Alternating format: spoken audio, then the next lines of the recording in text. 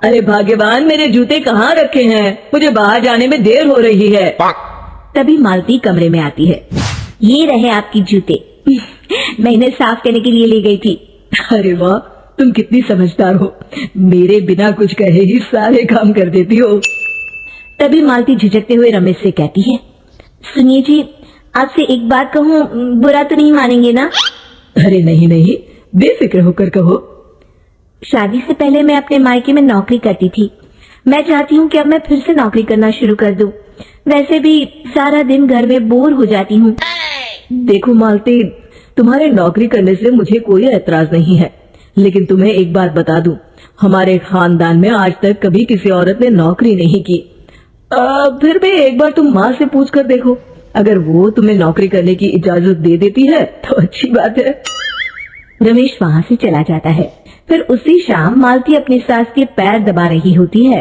तभी उसकी सास मालती से कहती है, अरे क्या बात है बहू, आज तो ठीक तरह से मेरे पैर नहीं दबा रही। किसी ख्याल में खोई पड़ी है क्या? मैं भी तो जानूं आखिर बात क्या है। दरअसल वो माँ जी। अरे हाँ हाँ बोलो, इतना सोच क्यों रही हो?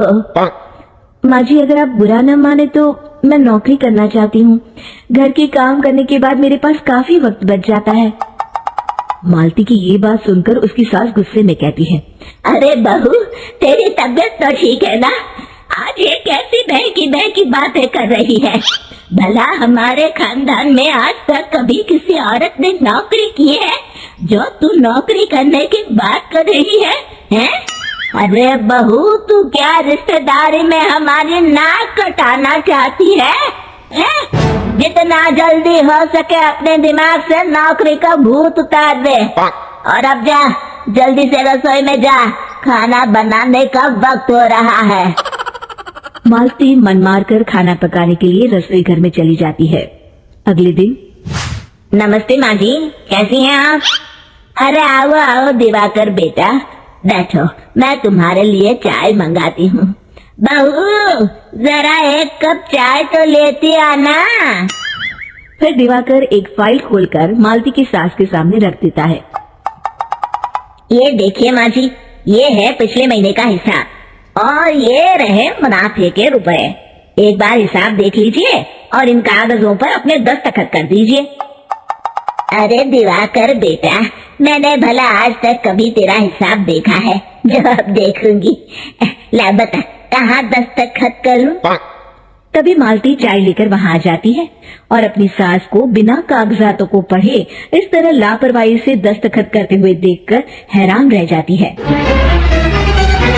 अच्छा माँ जी, अब मैं चलता हूँ, फैक्ट्री में बहुत काम है। फिर दिवाकर वहाँ से चला जाता है। कुछ दिनों बाद मालती बाजार में कुछ सामान खरीद रही होती है। तभी एक बूढ़ा आदमी उसे आवाज देता है, अरे मालती बेटी, कैसी हो? मुझे पहचाना? मैं तुम्हारी कंपनी में मुनीम का काम करता हूँ। हाँ चाचा जी, मैं आपको बिल्कुल पहचानती हूँ। कहिए, कैसे हैं आप? मैं तो ठीक हूँ, कंपनी में कुछ भी ठीक नहीं चल रहा।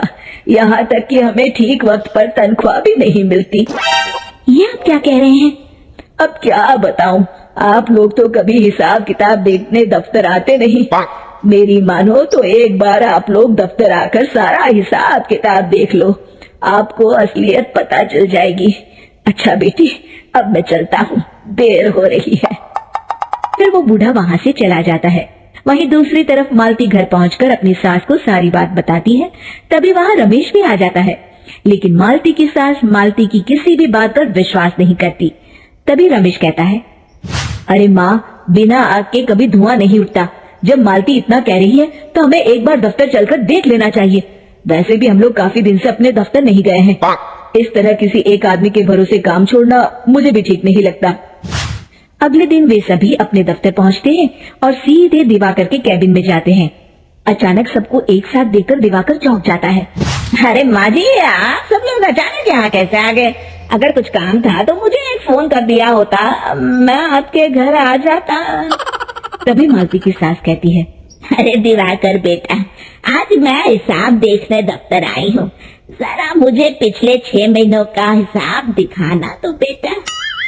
दिवाकर घबराते हुए हिसाब की फाइल मालती की सास को देता है। मालती की सास फाइल लेकर मालती को देती है और कहती है, ले बहू, देख ले हिसाब।